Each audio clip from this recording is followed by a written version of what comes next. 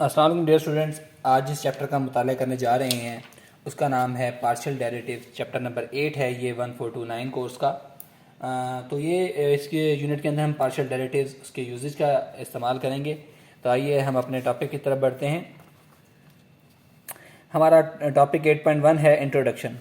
वो कहते हैं this chapter the concept of derivatives extend from function of over variable to two or more variables, यानी कि दो से ज़्यादा अगर वेरिएबल्स हों, commonly card function of several variable, यानी इसमें हमारे पास कई वेरिएबल्स हों उनका फंक्शन कहलाता है। इसके ऊपर हम बात करेंगे। We will discuss about the limits and continuity of the function of two or more variable. Partial derivatives के मुतालिक पढ़ेंगे कि पार्शियल डेरिवेटिव्स में क्या होते हैं और टाइप उनकी क्या होती हैं और मल्टीपल वेरिएबल फंक्शन कैसे होते हैं। अच्छा, पार्शियल डेरिवेटिव्स को हम जाहिर करते हैं इससे, ऐसे बनाते हैं इसको, ठीक है, ऐसे पार्शियल के निशान से जाहिर करते हैं। मार्कस डी जो है कंडोरस जो था is the first person who use a symbol in the mathematics. और पार्शियल डेरिवेटिव जो है ना, जिसका नाम था मार्कस डी कंडोरस, ठीक है, ये वो पहला था इसने मैथमेटिक्स के अंदर ये पार्शियल का साइन यूज़ किया था। अच्छा, पार्शियल डेरिवेटिव जो है ना अपेयर इन द थर्मोडायनेमिक्स के अंदर हमारे पास इस्तेमाल होती है, इक्वेशंस के अंदर और क्वांटम मैकेनिक्स के अंदर इनका यूजेज है। ये बड़ा इंपॉर्टेंट रोल प्ले करते हैं बिजनेस में, इकोनॉमिक्स में, और मोस्ट ऑफ द फंक्शन जो हैं वो हमारे पास डिस्क्राइबिंग इकोनॉमिक्स बिहेवियर और जो है postulates the behaviour depends on more than one variable, उनके ऊपर ही ये हमारे डिस्क्राइब करते हैं। There are many cases which describe the amount spend on the consumer goods is depending on the both income and wealth, यानी कि ये हमारे पास के प्रैक्टिकल यूजेज है जो इकोनॉमिक्स के अंदर हम इसको यूज़ करेंगे। अच्छा dear students, in this unit the students will be able to learn about the function of function or more than one variable and their partial derivative, ये पढ़ेंगे हम। Geometric interpretation of the partial derivative पढ़ेंगे। Maxima और minima क्या होते हैं multiple variable functions के, और क्रिटिकल एंड सैडल पॉइंट्स क्या होते हैं। ये चार टॉपिक्स इसके अंदर इस चैप्टर के अंदर हम पढ़ेंगे, ठीक हो गया। अच्छा, ऑब्जेक्टिव, अब ऑब्जेक्टिव की तरफ आ जाते हैं कि इसके बेसिकली ऑब्जेक्टिव क्या है। Geometric interpretation of partial derivative, minimization and maximization of real life problems हो जाएगा, और application of the partial derivative हो जाएगी, जो हम इस चैप्टर के अंदर इसका मुताला करेंगे, ठीक हो गया डियर स्टूडेंट। चले अब हम आते हैं ज्योमेट्रिकल जो है interpretation of the partial derivatives की तरफ आ जाते हैं। अच्छा, कहता है ये सबसे पहले हम इसकी पिक्चर का मुताला कर लेते हैं। ये हमारे पास उसने दो एक्सिस दे रखे हैं, एक एक्स एक्सिस है, एक वाई एक्सिस है, और जेड एक्सिस है, ठीक है। इसके अंदर हमारे पास किसी भी फंक्शन को जाहिर करने के लिए हम एक स्पेस, ये एक स्पेस होती है बेसिकली, ठीक है, जिसमें हमारे पास ये एक पॉइंट होता है जिसको हम कहते हैं f x into x not into y naught, और ये हमारे पास मेन जो है ये point x not y not हो गया, y is equal to y not हो गया, ठीक है। ये हमारे पास पॉइंट है। ये हमारे पास C1 स्पेस है, इसको भी हम ऊपर डिस्क्राइब करेंगे। इसी तरह हमारे पास ये C2 स्पेस है, उसमें भी एक्स वाई जेड है। उसमें हमारे पास जो है यहाँ पर भी हम एक इसमें हम यहाँ पर एक फंक्शन लेंगे, फंक्शन को यहाँ जाहिर करेंगे, बताएंगे कि कैसे हम ज्योमेट्रिकल इंटरप्रिटेशन के अंदर इसको जाहिर करते हैं। तो आइए हम इसकी थ्योरी की तरफ चलते हैं। कहता है प्रीवियस यूनिट के अंदर हमने पढ़ा था कि जब हमारे पास y एक फंक्शन हो एफ ऑफ एक्स, तो अगर हम उसका एफ डैश ऑफ एक्स यानी कि उसका डेरिवेटिव निकालना चाहें, ये एफ डैश ऑफ एक्स जाहिर करता है डेरिवेटिव को, ठीक है। F dash of x naught can be interpreted as either slope of the tangent line to the curve y is equal to fx at x is equal to x naught, or rate of change of f of x with respect to x at x is equal to x naught। यानी कि f dash of x naught होता है ना, basically इसकी दो चीज़ें, या तो ये स्लोप ऑफ द टेंजेंट है, या फिर ये हमारे पास क्या है change of f of x है at point x is equal to x naught होगा। Partial derivative have similar interpretations. Consider the surface, हमारे पास z हम सर्फेस जिससे हमने यहाँ पीछे सपोज की है f is equal to xy, and suppose c1 and c2 are the intersections of the surface z is equal to fx with the plane y is equal to y naught, x is equal to x naught, ठीक हो गया। ये हमने जिस तरह भी आपको बताया था कि यहाँ पर हमने एक C1 स्पेस ली है और एक हमने ये C2 स्पेस ली है, ये दो हमने स्पेसेस ले ली हैं जिसमें x is equal to x naught और y is equal to y naught है, ठीक है डियर स्टूडेंट। अच्छा, thus f of x into x naught into y naught is the rate of change of f with respect to x along with the curve C1 when y is held fixed at the value y not and f of y is equal to x naught, यानी कि अगर हमारे पास x के हिसाब से अगर उसका डेरिवेटिव ले रहे हैं, इसका मतलब ये है कि अब यहाँ पर वाई फिक्स हो जाएगा और एक्स के हिसाब से हम चेंज लेंगे, उसको कर्व C1 कहा जाएगा। और जो एफ ऑफ वाई है एक्स नॉट, ये हमारे पास रेट ऑफ चेंज है जेड का विद रिस्पेक्ट टू वाई, यानी कि वाई चेंज होगा और एक्स हमारे पास यहाँ पर जो है वो फिक्स हो जाएगा, ठीक है, उसकी कोई वैल्यू चेंज नहीं होगी। ज्योमेट्रिकली हमारे पास f of x into x not y not and f of y into x not y nought can be interpreted as the slope of a tangent line to the curve C1 and C2।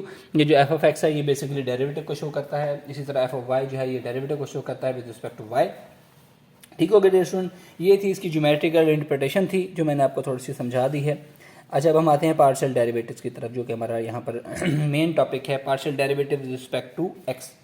कहता है कोई भी point हमारे पास x nought y not हो और उसका partial derivative अगर फंक्शन है आपके पास x of f of x y with respect to x अगर हमने निकालना है, तो उसके लिए हम इसको किस तरह लिखते हैं, partial f over partial x is equal to limit h approaches to zero f into x naught plus h into y not minus f of x not into y naught. ठीक है, ये हमारे पास क्या होता है, इसका ये फंक्शन को हमारे पास डेरिवेटिव की फॉर्म जो है लिमिट्स की फॉर्म में अगर हम इसको जाहिर करना है तो उसके लिए हमारे पास इसका ये तरीका होता है। ठीक हो डियर स्टूडेंट, और ये भी इसमें ज़रूरी है प्रोवाइडेड दैट कि लिमिट जो है वो आपके पास एग्जिस्ट कर रही हो, लिमिट इसके अंदर एग्जिस्ट करनी चाहिए। ठीक हो गया। अच्छा, partial derivative with respect to y अगर हम लेंगे, उसमें जहाँ पर हमारे पास एक्स था वहाँ पर एक्स था, यहाँ पर हमारे पास वाई आ जाएगा, partial f over partial y. यहाँ पर एक्स नॉट प्लस एच किया था पिछले वाले में एक्स के हिसाब में, अब क्योंकि वाई के हिसाब से चेंज है तो वाई नॉट प्लस एच आ जाएगा। ठीक है, और इसमें भी लिमिट एग्जिस्ट करनी चाहिए। ठीक है, अब हम एग्जांपल नंबर 1 की तरफ मूव करते हैं। एग्जांपल नंबर 1 है कि find the values of partial f over partial x and partial f over partial y at point 4 and -5। अगर आपके पास if function f of x y is equal to x square plus 3 XY plus y -1। अब देखिए इस function के अंदर हमारे पास changes क्या आ रही है कि इसमें एक्स की वैल्यू भी है और इसमें वाई की वैल्यूज भी हैं। तो ये हमारे पास फंक्शन है, हमने इसका एक्स के हिसाब से पार्शियल डेरिवेटिव निकालना है और इसका वाई के हिसाब से पार्शियल डेरिवेटिव निकालना है, साथ ही उनकी वैल्यूज हमने निकालनी है 0.4 एंड -5 के ऊपर। ठीक होगी, ये वैल्यूज भी हमने इसकी कैलकुलेट करनी है। अच्छा, सबसे पहले हम फाइंड करेंगे partial f over partial x, यानी कि इसका इस रकम का डेरिवेटिव फाइंड करेंगे विद रिस्पेक्ट टू एक्स। ठीक है, और जब एक्स के हिसाब से हम डेरिवेटिव निकालते हैं तो उसमें जो वाई वाली वैल्यूज है ना वो कांस्टेंट हो जाएंगी। ठीक हो गया, वाई वाली वैल्यूज कांस्टेंट हो जाएंगी, उनका डेरिवेटिव जो है या तो जीरो होगा, अगर वो मल्टीप्लाई हो रहेंगी तो वैसे की वैसे ही आ जाएंगी। ठीक है, चलें हम डेरिवेटिव की तरफ आते हैं, यानी कि partial f over partial x, partial over partial x, और ये रकम x square plus 3XY plus y -1, उसको हमने अंदर ब्रैकेट की फॉर्म में लिख लिया। अब आपको डेरिवेटिव निकालना आता है, यानी कि अगर आप एक्स स्क्वायर का डेरिवेटिव निकालते हैं तो उसका क्या होता है, पावर शुरू में आ जाती है और पावर में से एक माइनस हो जाता है। ठीक है, तो क्या हो गया 2 इंटू एक्स की पावर 2 -1, तो ये आ गया 2x के बराबर हो गया, तो इसने यहाँ पर सिंपली इसको लिख दिया 2x। अच्छा, दूसरी बात है, अब हमारे पास दूसरी रकम है 3XY। जब हम इसका x के हिसाब से डेरिवेटिव ले रहे हैं तो अब 3 और y इसमें कांस्टेंट हैं। ठीक है, 3 और y वैसे आ जाएंगे और partial over partial x into x. अच्छा, हमारे पास x का डेरिवेटिव जो होता है वो 1 के बराबर होता है, x का डेरिवेटिव 1 के बराबर होता है, तो ये 3y इंटू 1, तो ये 3y आ गया। अब y का क्योंकि हम डेरिवेटिव निकाल रहे हैं x के हिसाब से, y यहाँ पर कांस्टेंट है और किसी भी कांस्टेंट रकम का डेरिवेटिव जो है वो 0 के बराबर होता है। इसी तरह ये 1 भी यहाँ कांस्टेंट है, तो इसका डेरिवेटिव अगर यहाँ पर 1 है तो ये भी 0 के बराबर है, इसीलिए हमारे पास इस वैल्यूज के अंदर ये y भी कैंसिल हो गया और ये 1 भी कैंसिल हो गया। ठीक हो गया डियर स्टूडेंट, चलें अब हम इसकी वैल्यू निकाल लेंगे partial of f over partial x की एट 4 एंड 5। तो वहाँ हमारे पास क्या आ जाएगी, partial f over partial x आ जाएगी। जहाँ एक्स है वहाँ पर आप ये देखें, जो ये हमारे पास पहली वैल्यू होती है ये एक्स की होती है, दूसरी वैल्यू वाई की। इस इक्वेशन के अंदर हम पुटअप कर देंगे 2 into 4 plus 3 into y. Y क्या है हमारे पास 5 है या -5 है, -5 है। ठीक है, इसने मिस्टेक किया, -5 है, तो ये आपके पास 8 -15, तो ये हमारे पास -7 इसका आंसर आ गया है। ठीक हो गया डियर स्टूडेंट। अच्छा, अब to find the partial f over partial y. अब हमने y के हिसाब से इसका डेरिवेटिव लेना है, तो हमारे पास x जो है यहाँ पर कांस्टेंट हो जाएगा, x क्या हो जाएगा, कांस्टेंट हो जाएगा। तो हम क्या करेंगे, वही रकम उसी तरह अंदर लिखिए, x square plus 3XY plus y -1। अब x स्क्वायर वाला क्योंकि कांस्टेंट है ये 0 हो जाएगा, y ये 0, ये 1 वाला ये 0 हो जाएगा। अब इसमें partial over partial y into इसमें अब जो 3x है, हमने क्योंकि y का डेरिवेटिव लेना ना, तो ये हमारे पास वैसे होगा और इसका क्या आ जाएगा 3x y का जरिए, जिस तरह हमारे पास x का डेरिवेटिव 1 होता है इसी तरह y का डेरिवेटिव भी हमारे पास 1 आएगा, तो ये हमारे पास 3x आ गया। और जिस तरह y का डेरिवेटिव मैंने आपको बताया पार्शियल ओवर पार्शियल y, उसी रकम का डेरिवेटिव अगर आप ले रहे हैं तो वो आपके पास 1 के इक्वल होगा, ये आपने ज़बानी याद रखना है। ठीक है, तो ये हमारे पास क्या आ गया 3x प्लस 1 आ गया। अच्छा, आप इसी से परेशान ना हो जाना कि हमने क्यों इसको 1 के बराबर लिखते हैं। देखते हैं डेरिवेटिव का क्या असूल है, y की पावर कितनी है 1। डेरिवेटिव का असूल है कि पावर शुरू में आती है और पावर में से एक माइनस हो जाता है। 1 इंटू वाई की पावर कितनी होगी 0, और किसी चीज़ की पावर 0 हो वो 1 के बराबर होती है, तो 1 इंटू 1 ये इस तरह जो है हमारे पास ये 1 के बराबर आता है। ठीक है, तो यहाँ परेशान हो जाएगी, ये तो बस सर ने बताया ही नहीं कि कैसे करना है उसको, ये कैसे जो है वो 1 के बराबर आ गया। तो ये इसका फार्मूला है जिसके तहत ये इसका आंसर आया है। अच्छा, अब हम वैल्यू मालूम कर लेंगे partial f over partial y की एट पॉइंट फोर एंड 5। वो हमारे पास क्या आ जाएगी, इसकी वैल्यू के अंदर एक्स की वैल्यू 4 है, पुटअप कर दें 3 इंटू 4 प्लस 1 13। ये हमारे पास डियर स्टूडेंट इसका आंसर आ गया। ठीक हो गया, इस एग्जाम्पल ये हमारे पास सॉल्व हो गई है। चलें, अब थोड़ी सी ये थ्योरी है हमारे पास, maxima and minima of functions and multi variable. कहता है अगर आपके पास कोई फंक्शन है एफ ऑफ एक्स वाई और be a multi variable function है, depends on the region R and contains the point a and b, आपके पास 2 पॉइंट्स हैं, कोई रीजन आर है।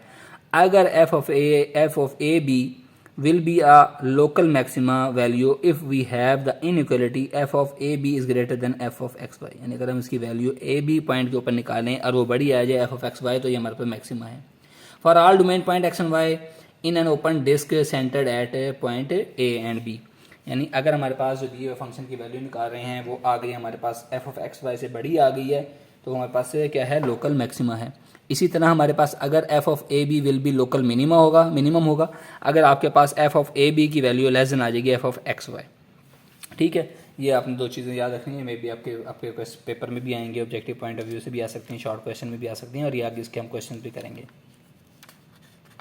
चलें, अब हम उसकी नेक्स्ट बात की तरफ आते हैं जो इस चैप्टर का एक और इंपॉर्टेंट है, द सेकंड पार्शियल डेरिवेटिव। अभी देखिए पार्शियल डेरिवेटिव तो हमने किया, सेकंड पार्शियल डेरिवेटिव टेस्ट है ये। ठीक है, इसका नाम उसने दिया सेकंड पार्शियल डेरिवेटिव टेस्ट। यानी पहले आपने एक डेरिवेटिव निकालना है, फिर उसका दूसरा डेरिवेटिव निकालना है, और फिर उसका टेस्ट पॉइंट फार्मूला है वो मैं आपको बताता हूँ अभी। क्या तो सपोज हमारे पास एक फंक्शन एफ है जिसके 2 वेरिएबल्स हैं which have continuous second order partial derivative सब open disc centre at a critical point x naught and y naught. यानी कोई भी पॉइंट है जिसके ऊपर हम निकाल रहे हैं और वो हमारे पास जो है क्या है, कंटिन्यूस है, सेकंड पार्शियल डेरिवेटिव की तरफ है, तो हमारे पास इस फंक्शन को सेकंड पार्शियल डेरिवेटिव टेस्ट क्या होता है, उसका फार्मूला होता है D is equal to f of x x का मतलब है कि इसका 2 दफ़ा एक्स के तहत आपने डेरिवेटिव लिया है, ज़रब यानी multiplication f of y x naught at y point y naught, जो भी पॉइंट दिया होगा उसके ऊपर हम मालूम करेंगे, minus f square x y x not into y naught. यानी कि पहले एफ का डेरिवेटिव आपने एक्स के हिसाब से लेना है, फिर आपने वाई के हिसाब से लेना है और उसका स्केयर ले लेना है। ये इस फार्मूले के अंदर वैल्यूज़ पुटअप करेंगे तो आपके पास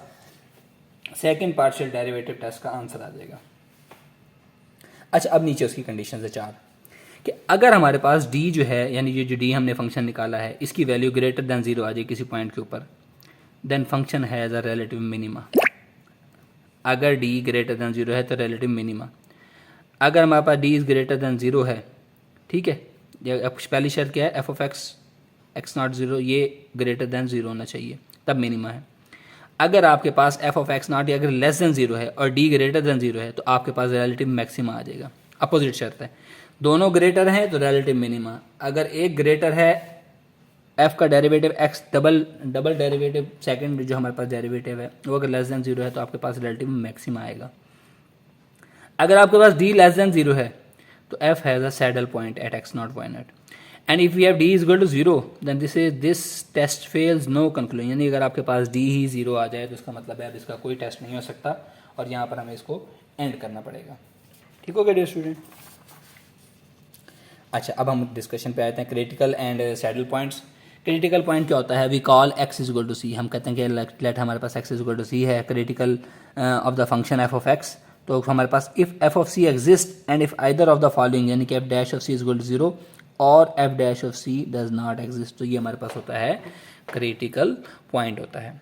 ठीक है, इसी तरह अब हम सैडल पॉइंट निकालेंगे। सैडल पॉइंट बेसिकली क्या होता है कि a point of function which is stationary point having no extrema is known as saddle point. A point of function, ये बड़ी important definition है। A point of function which is a stationary point having no extremum is known as saddle point. अच्छा, अब वो कहता है कि हम इसके एग्जांपल की तरफ आते हैं। एग्जांपल नंबर 2 है, कहता है अगर आपके पास एफ ऑफ एक्स वाई दिया हुआ है 3x square minus 2x y plus y square minus 8y, find the extrema of f. तो आप कहता है एक्सट्रीमा ऑफ एफ आपने निकालना है। एक्सट्रीमा ऑफ एफ निकालने के लिए क्या करना है, सबसे पहले हम इसका फर्स्टली हम कैलकुलेट करेंगे एफ ऑफ एक्स और एफ ऑफ वाई, यानी पहला एफ ऑफ एक्स के हिसाब से डेरिवेटिव निकालेंगे और फिर वाई के हिसाब से डेरिवेटिव निकालेंगे। अब उसने क्या किया है, इसका पहले एक्स के हिसाब से डेरिवेटिव निकाला, पावर शुरू में 2 3 6 और 6 इंटू एक्स आ गया, minus 2x y to y x का डेरिवेटिव 1 हो जाएगा तो माइनस टू आएगा, वाई का यहाँ पर हमारे पास 0 हो जाएगा, वाई का हमारे पास यहाँ पर डेरिवेटिव 0 हो जाएगा क्योंकि हम एक्स के हिसाब से डेरिवेटिव निकाल रहे हैं। ठीक है डियर स्टूडेंट, हम किसके हिसाब से निकाल रहे हैं, एक्स के हिसाब से। The critical point of F satisfies the equation, अब कहते हैं हमारे पास, अच्छा फिर हमने वाई के हिसाब से निकालना है एफ ऑफ वाई, तो क्या होगा हमारे पास, ये तो हो जाएगा काटा 0 और इसका डेरिवेटिव आ जाएगा माइनस टू एक्स, ठीक हो गया। और वाई स्क्वायर का डेरिवेटिव क्या होगा, आपको पता नहीं चाहिए, पावर शुरू में, पावर में से एक माइनस, तो 2y, ये 2y आ गया। और 8y का क्या होगा, 8 वैसे का वैसे होगा, y के डेरिवेटिव 1 हो जाएगा तो माइनस 8 आ जाएगा। अच्छा वो हमारे पास कहता है the critical points of F satisfies the equation, वो हमारे पास जैसे अभी हम ऊपर पढ़ के हैं f dash of c is equal to 0 होना चाहिए, तो हम दोनों यानी कि हम एफ डैश ऑफ एक्स को भी 0 रखेंगे और एफ डैश ऑफ वाई को भी 0 रखेंगे, तो क्या हो जाएगा 6x माइनस 2y जो इक्वेशन निकली इसको 0 के बराबर रख लिया, 2y minus 2x minus 8 is equal to 0। Solving the above equation we have x is equal to 2 and y is equal to 6। यहाँ से उसने क्या किया है, उसने यहाँ से वैल्यूज़ निकाल ली हैं दोनों की, और यहाँ से x और y की हमारे पास वैल्यूज़ आ जाएंगी। ठीक है डियर स्टूडेंट, अगर आपको आती हैं तो ठीक है, मैं एक दफ़ा करके दिखा देता हूँ आपके पास, देखें दोनों इक्वेशंस को ना आप ऐड कर लें, minus 2y plus 6x is equal to 0 और 2y minus 2x minus 8 is equal to 0, इनको ऐड करें, ये हो गए।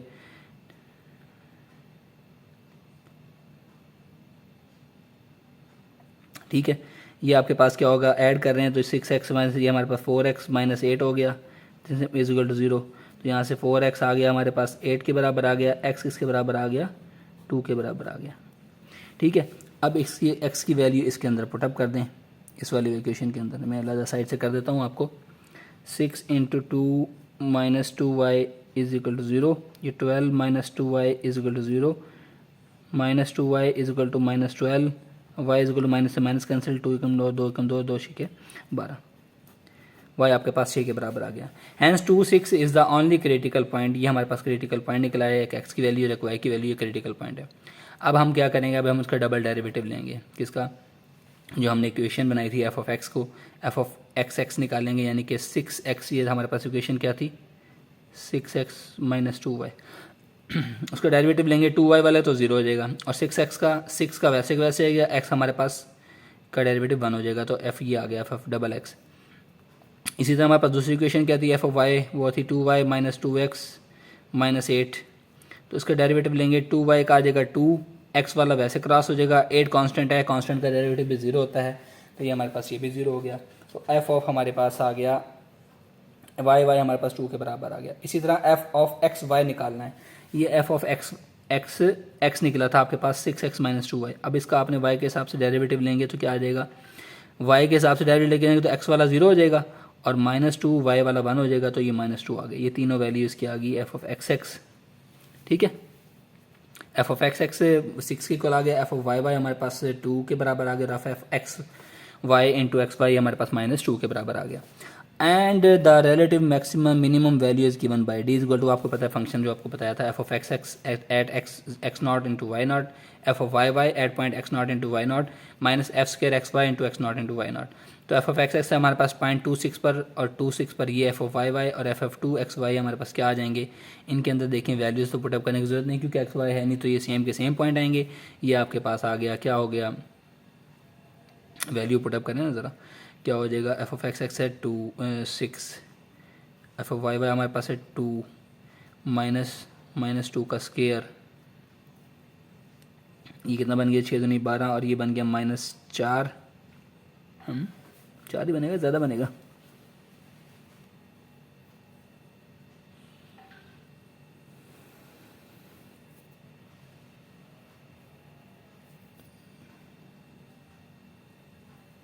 अच्छा वो 6 आ गया, ये आपके पास 2 आ गया, एफ ऑफ वाई 6 दूनी 12 हो गया, और जो हमारे पास जो निकला f of x y at point minus two निकला, तो ये हमारे पास 8 आना चाहिए।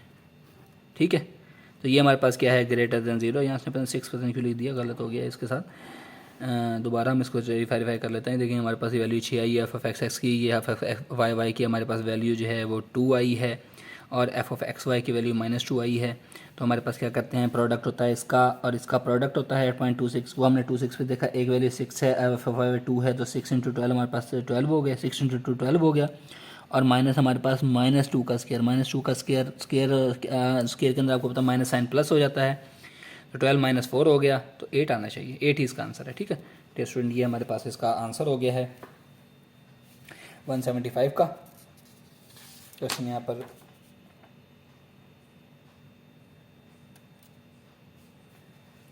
अच्छा, अब हम क्या करेंगे, अब हम and the relative minimum value इसकी निकालेंगे फंक्शन की। हमारे पास पॉइंट है f2 एंड 6 है, तो उस पॉइंट के ऊपर जो हमारे पास ओरिजिनल फंक्शन था उसके अंदर वैल्यू पुटअप कर दें, जहाँ x है वहाँ 2 पुटअप कर दें, जहाँ y है वहाँ पर हमारे पास क्या है आप 6 पुटअप कर दें। 2 × 6 + 6 स्क्वायर -8 6, ये हमारे पास इसका आंसर 24 हो जाएगा। Hence f has a relative minima at 2 6।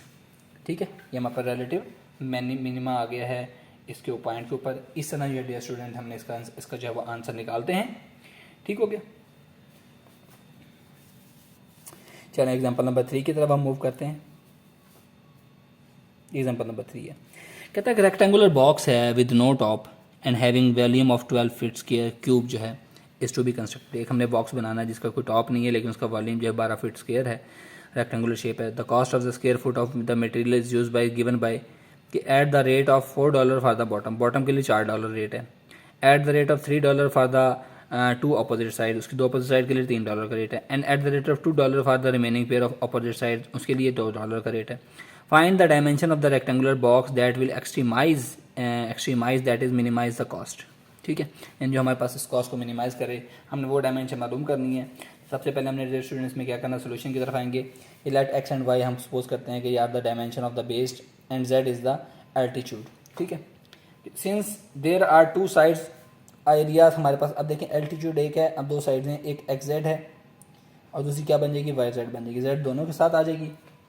The cost of material is given by, वो हमारे पास क्या है, कॉस्ट ऑफ द मटेरियल है। कहता है कि हमारे पास जो ऊपर वाला जो बॉटम है उसकी हमारे पास कॉस्ट है 4 × XY, जो ऊपर वाले में हैं दोनों कोऑर्डिनेट आ रहे हैं, एक्स और वाई आ रहे हैं। ठीक हो गया। अच्छा, फिर कहता है कि हमारे पास 3 × हमारे पास 2 जो साइड्स हैं उसके डॉलर के रेट है 3 है, जो 2 अपोजिट साइड्स हैं वो हमने एक साइड ले ली कि सपोज एक्स जेड है हमारे पास, जो हमारे पास क्या है जो इसकी अपोजिट साइड्स हैं वो हमने ये वाला वर्टिकल एक्सेस ले लिया, और प्लस हमारे पास 2 × जो उसकी कॉस्ट कितनी है $2 है, तो यहाँ पर 2 लगाया, और दूसरी 2 साइड्स हैं कितनी है, and the rate of remaining $2 for remaining opposite side जो है वो 2YZ है, यानी एक साइड हमने XZ ले ली थी और एक साइड हमने क्या ले ली थी, YZ ले ली थी। तो यहाँ से हमारे पास एक इक्वेशन बन गई, C = 4XY + 3 2 × XZ + 2 × 2YZ, जबकि आपके पास यहाँ पता होना चाहिए कि x is not equal to 0, y is not equal to 0, z is not equal to 0। Since volume हमारे पास है वो उसने दिया हुआ है। वॉल्यूम क्या होता है, किसी भी चीज़ का वॉल्यूम निकालने का फार्मूला लंबाई ज़रब चौड़ाई ज़रब ऊंचाई, तो ये तीनों साइडों को ज़रब दिया, तो उसने वैल्यू दी हुई थी ऑलरेडी हमारे पास 12 फीट स्क्वायर, तो 12 आ गया। यहाँ से अगर हम z की वैल्यू निकालें तो वो आ गई 12/xy, यानी कि xy इधर जाकर तकसीम हो गया। अब ये जो हमारे पास इसकी वैल्यू आई है z की वैल्यू, इसको उसने क्या किया है, उसको इस इक्वेशन के अंदर substitute the value of z, ये जो z की वैल्यू है ये इस इक्वेशन के अंदर पुटअप कर दें, तो आपके पास क्या बन गया, ये 4xy वैसे का वैसे आ गया, ये आपके पास हो गया, यानी कि ये था 6xz था ना, 6xz की जगह क्या आ जाएगा 12 × xy, तो 6 और 12 72 होता है, और x कैंसिल हो जाएगा, 12/72/y आ जाएगा। इसी तरह दूसरी वैल्यू 4y × z की वैल्यू क्या है 12/xy, वैसे y कैंसिल हो गया, 12 × 48 48/x, ये हमारे पास आ गया। Now we will calculate the extrema for this we need to calculate c(x) and cy, यानी कि जो इक्वेशन है ये हमारे पास फंक्शन है, इसका हम पहले x के हिसाब से डेरिवेटिव निकालेंगे और फिर हम इसका y के हिसाब से डेरिवेटिव निकालेंगे। जब x के हिसाब से हमने डेरिवेटिव निकाला 4 वैसे का वैसे, y वैसे का वैसे, और x का डेरिवेटिव 1 आ गया। यहाँ पर y है तो x के हिसाब से इसका डेरिवेटिव 0 हो जाएगा, इसलिए हमारे पास कोई डेरिवेटिव नहीं आया।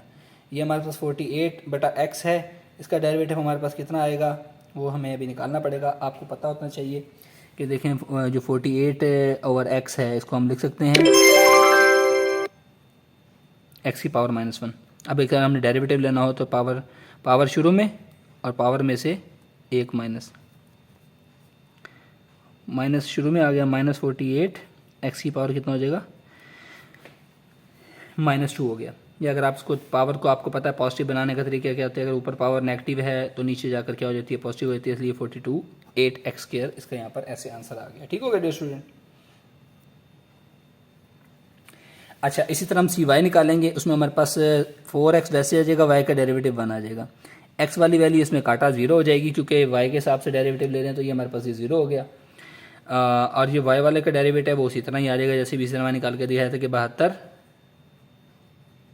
y की पावर -1, तो क्या हो जाएगा 72 -1 इंटू वाई की पावर -1 इंटू -1, तो -72 y की पावर -2, तो ये -72 बटा y की पावर ये 2 है, वो इस तरह इस वाले को लिए के ज़रिए हमारे पास आया है। फिर हमने क्या करना है, ये दोनों इक्वेशनों को 0 के बराबर रखना है। ठीक है, तो यहाँ से हमारे पास क्या वैल्यू आ जाएगी,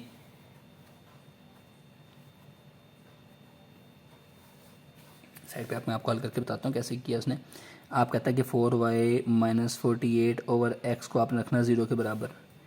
ठीक है, x² को, तो यहाँ से आपके पास 4y किसके बराबर आ गया, ये +48 ओवर x² हो गया, ये x² इधर जाके मल्टीप्लाई हो जाएगा, x² into y is equal to 48/4, x² into y बराबर है 12, क्योंकि 12 कम 12 और 12 चौक 48 होता है। ठीक हो गया। इसी तरह हम दूसरी वैल्यू से निकाल लेंगे, वो मैं इस साइड पे सॉल्व कर देता हूँ। अच्छा, मेरे ख्याल से ये मुझे दोबारा आपको बताना पड़ेगा। हमने क्या किया, दोनों इक्वेशनों को 0 के बराबर रखा है। सबसे पहले इस इक्वेशन को 0 के बराबर रखा है, 4y - 48 ओवर x², तो ये हमारे पास क्या हो जाएगा, 4y is equal to 48 over x², यानी कि ये माइनस का था, इधर जाकर प्लस का x 48 ओवर x² हो गया, ये x² इधर जाकर मल्टीप्लाई हो गया, ये 4 जो इधर जाकर डिवाइड हो गया, x² into y is equal to आ गया 4 1 4 4 12 48, तो x² वाई हमारे पास 12 के बराबर आ गया, जिसको उसने ये इक्वेशन का नाम दिया है। इसी तरह हम इस वाली इक्वेशन से वैल्यू निकालेंगे, वो क्या निकालेंगे, 4x - 72 over y² is equal to 0, तो 4x इज इक्वल टू ये माइनस का इधर जाकर प्लस का 72 ओवर y2 हो गया, ये y2 इधर जाके मल्टीप्लाई हो जाएगा और ये इधर जाकर डिवाइड हो जाएगा,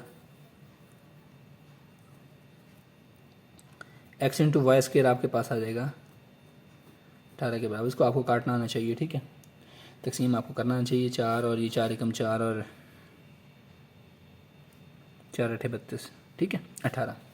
तो यहाँ से x² y is equal to 12, तो यहाँ से y की वैल्यू निकालें, 12/x², ये इसकी वैल्यू आ गई।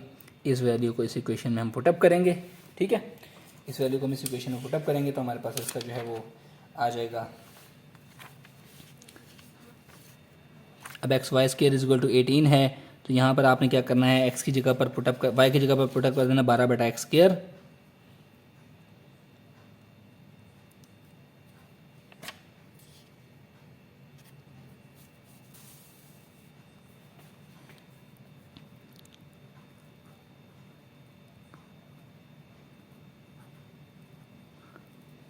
इसका अब यहाँ पर स्क्वायर हो जाएगा, ये तो बन गया 144 x बटा x की पावर 4 इज इक्वल टू 18, एक x से एक x माइनस हो जाएगा, 3 रह जाएगा, तो आपके पास क्या आ जाएगा, 18x की पावर 3 बराबर है 144 की। ये वाला स्टेप इसने ऐसे किया। अब जब 18 को इधर तकसीम करेंगे तो उसका आंसर हमारे पास क्या आ जाएगा,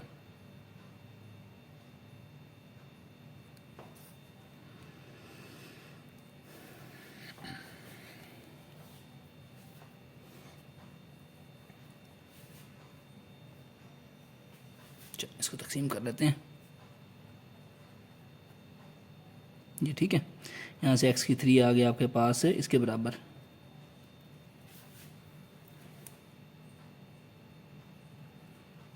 x की पावर 3 आ गया, ये हो गया 2 9 18,